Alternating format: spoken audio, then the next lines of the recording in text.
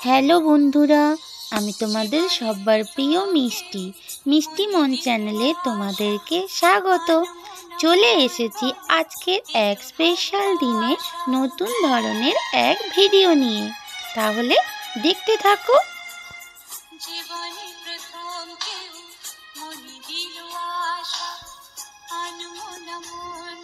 ভালোবাসার সপ্তাহের দ্বিতীয় দিন হলো প্রপোজ ডে। আমরা অনেকেই জানি না এই দিন কেন পালন করা হয়।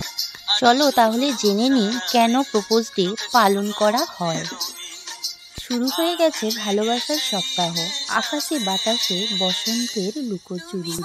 8ই ফেব্রুয়ারি দিনটিকে খুবই শুভ বলে মানা হয়। যে কোনো উদ্দেশ্য নাকি এই দিনটিতে সফল হবে।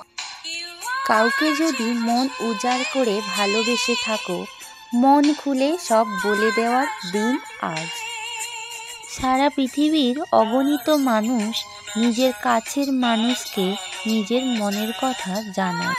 প্রতিটি মন খোলা মানুষের কাছে এই দিনটি বিশেষভাবে গ্রহণযোগ্য। যারা ভালোবাসার বন্ধনে জড়িয়ে আছো এখন, তাদের কাছেও এই দিনটি অনেক অনেক স্পেশাল। তাই আর কেউ দেরি করো না, তোমাদের মনের মানুষের হাতটা একবার ধরে ভালোবেসে বলে দাও, আই লাভ ইউ।